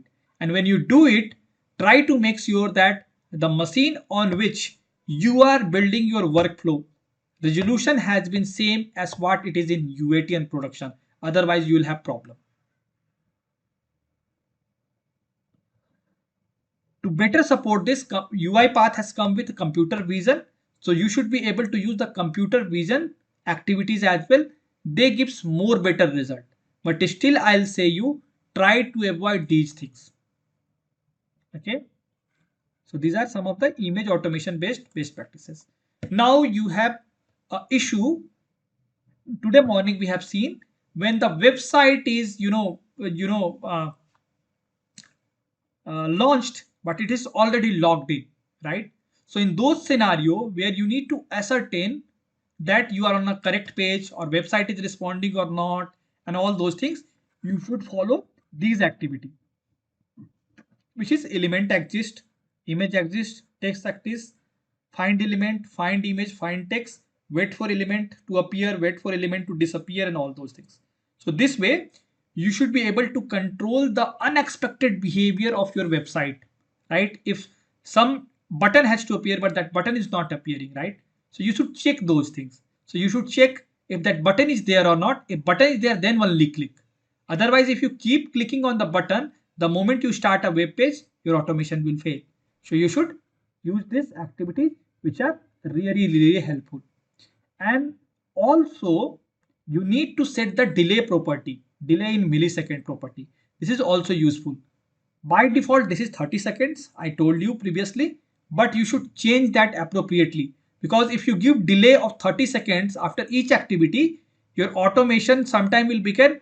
I have seen an example where a person used to complete a task in 3 minutes, but when we designed the bot, that task takes 5 minutes to complete because we have given so much delay in the workflow.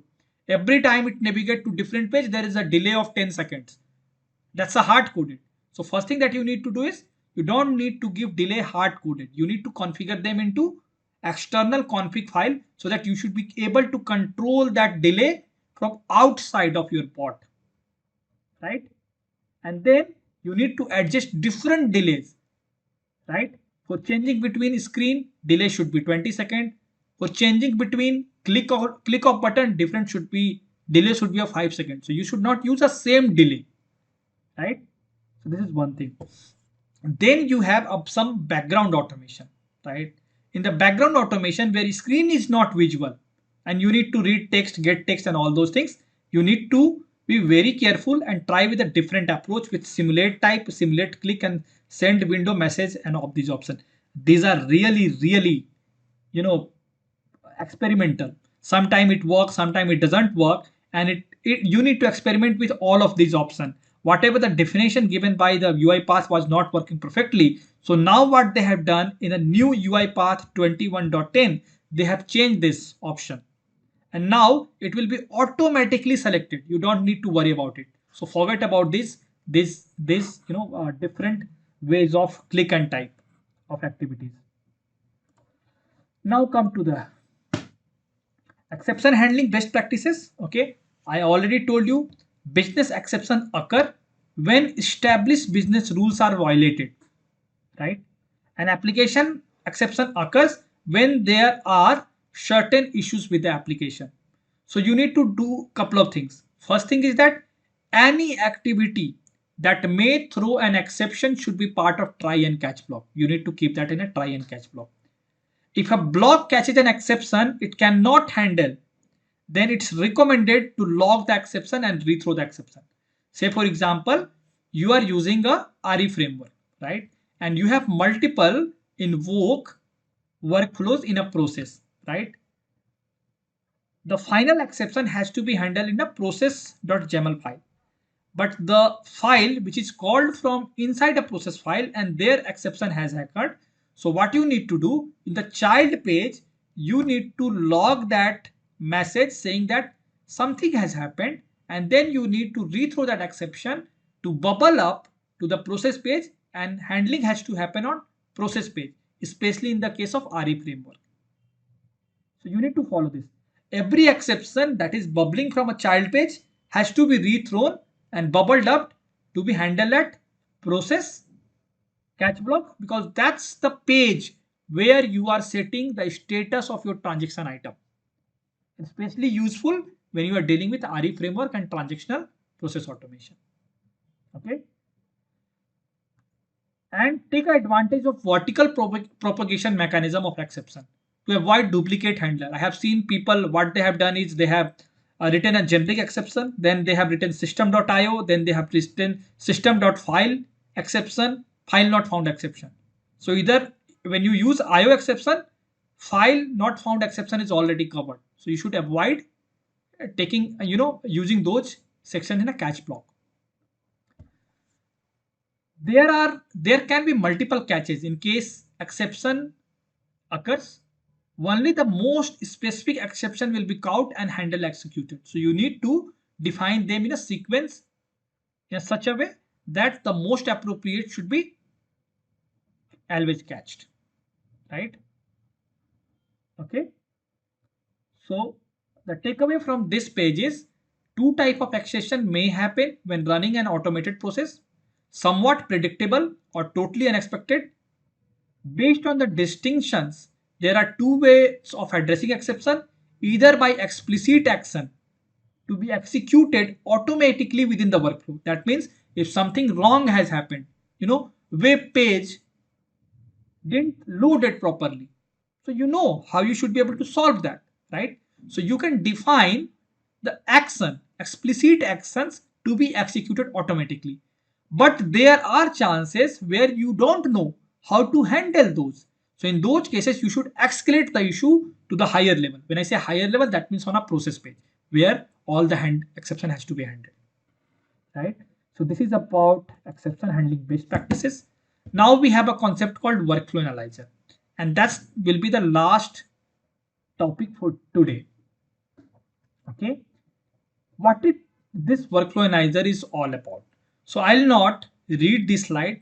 For this, what I'll do is I'll go into the UiPath Studio and I'll explain you from there. So let's close this and open the UiPath Studio, and let's start or open existing previously built project, any project. And now what we are doing is, what we're trying to do here is we are going to run a workflow analyzer. Okay, so let me open the file first, and then this item will be, sorry, why this is able to see this, right? So here you have 4 things. So when you click it, it will analyze the project, but it's only talk about the validation of project. It doesn't talk about that the rules you have set for the workflow analyzer has been executed properly or not. So what UiPath has come up with, there is a lot of pain when you are reviewing the code of other developer. Even though I take, and give KT to all our developer joining my team, but they do not follow the same rule when they design the bot. So for those things, what you can do is you can define and design a workflow rules for your organization. So basically they have given different rules. So these are the rules. And for each rule, when you click here, you will go to the page which will tell you about what this rule is all about. So for example, this rule is about workflow project workflow count, right? So in your organization, you should be able to set a rule that your project should not contain more than 50 workflow, right? So that's a rule, and on the basis of which you should be able to define these and what kind of data it is. Similarly, there are multiple rules are available, so you should be able to change the values of these rules, like these. And how you should be able to change the default value? You should be able to change that default value from a JSON file or a governance file that is created from the operation governance from UiPath Orchestrator. So I'll not showcase you that, but let's quickly look at when we run that and when we analyze this project. This is a workflow and setting, and now we need to analyze the project. So when you analyze the project, it will tell you the workflow that is designed by your developer contains these many issues. These are warning. There is no error, right? And these are warning, reason being we have configured that rule to display as a warning. Say for example, this one, look at this one. What it is saying, in out save result does not have data table prefix. So it should be IO underscore DT underscore save result, because that's the naming convention rule we have set up, right? That has to be followed. So you should be able to set up rule for naming convention workflow analyzer. And this is basically whosoever is lead in your project or a solution architect, he defines what all things need to be followed while you designing a bot, and your code should follow all of those rules. So this is a workflow analyzer. So what I do is, whenever my developer design a bot and he give the code for a review, I run this workflow analyzer project, sorry, from here, right? And then here you don't have option to export it, right? But if you run a command line, from command line you should be able to get a result of this, which you can use in your CI/CD pipeline as well, or you can manually look at that file to ascertain that the quality of code is good or bad. If it is bad, I reject the pull request and I ask developer to rework on some of the error that is being thrown by the workflow analyzer. So you need to go rework it, run the workflow analyzer, and if there is no error, then only he should publish. So you should be able to also control the behavior from here. So if you go to like here, so enforce analyzer before run, enforce analyzer before publish. So you need to toggle these switches. So what it will do is, now whenever you try to run a bot or whenever you try to publish it, workflow analyzer rule will run, and whenever there is no error, then only the code will be published, otherwise it will not get published. So you need to fix that and then publish it. Got my point? So this is all about the workflow analyzer. You will understand this once you start working on the studio. So this is all about the workflow analyzer. Any doubt here? That's the last topic for today. And then next week when we meet, we'll discuss about the document understanding.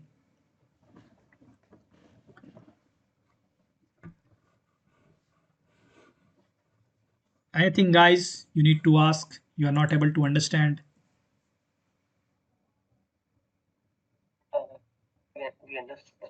doubt from today's session. Actually, I forgot something.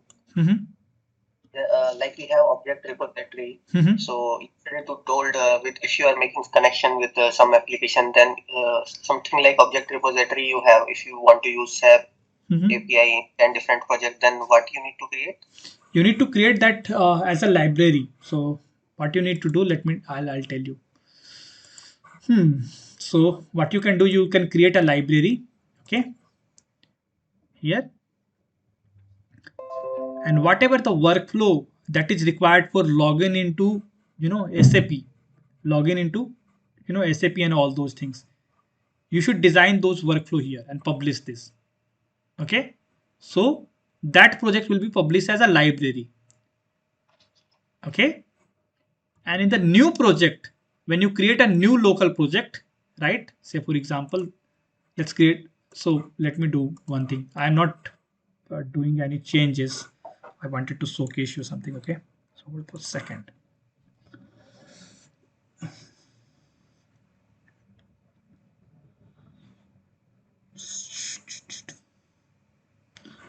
So now when you create a new project, sorry, it's opening, it's by default, I was thinking that I'll open, it's already available, but I am not able to recall where it is saved. So this is a new project, right? So first thing that you need to do is you need to create a library which contains all your SAP work, SAP selectors or your workflow. Okay, and then you need to go to the manage project, and you need to go to the all packages and local, and then you should be able to see the libraries here. So these are the library. This is a UI library. That's the object repository library, right? So what you need to do, say for example, for SAP, you have created a library and that is published, that you need to install that. So the moment you install, this will become a dependency here, right? And then from the object repository panel,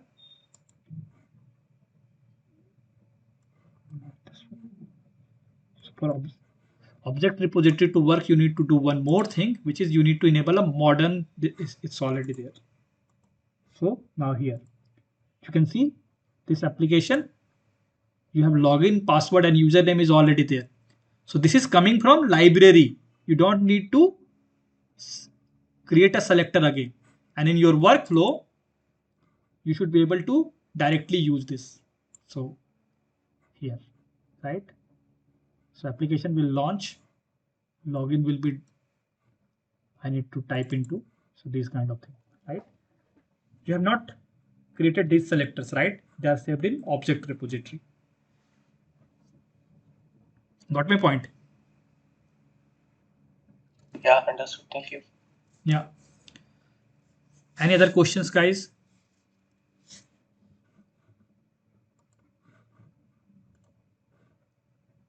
Okay, so I take silence as golden.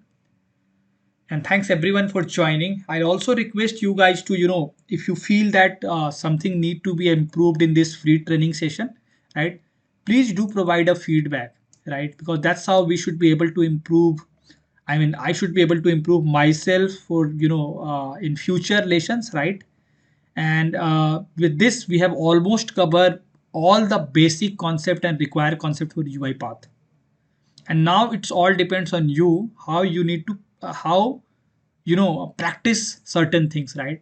So you can follow my GitHub repo, because that's where I publish all my codes and all my use cases and example. So you should be able to get lot of stuff from here. So you will see lot of repository I have, and there you have all the code. So currently I am working on a new thing, which is UiPath with GitHub Action, to create how you should be able to automate your stuff with CI/CD pipeline with GitHub Action. So that's I'm doing for last 2-3 days. So if you follow here, if you follow this GitHub repo, you should be able to access all our latest happening or whatever the experiment that we do. You should be able to see, download this code and practice. So this will be really, really useful. Like the example that I have shown you. So you can see that I have updated this 1 hour ago. The client security has program. So that's it. That's it here. So do follow us on GitHub and do follow our blog. So you will see a lot of other technical documentation and stuff, right? And because it's really tough to cover everything in a certain hours of duration, right? Only by few weekends lessons we won't be able to cover everything, right?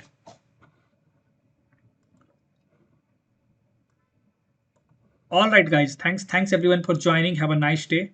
Thanks. We'll post. This is where we can find these PPTs. PPTs I already used to send, and this is also available on GitHub. Let me do it now so that I do not forget it. Just hold for a second. Yeah, I hope I used to send it. So basically that's on GitHub as well, and that's in my course builder program. So what I can do is, I think I have already. Let me create a zip of everything. Okay. I don't know how big size it would be.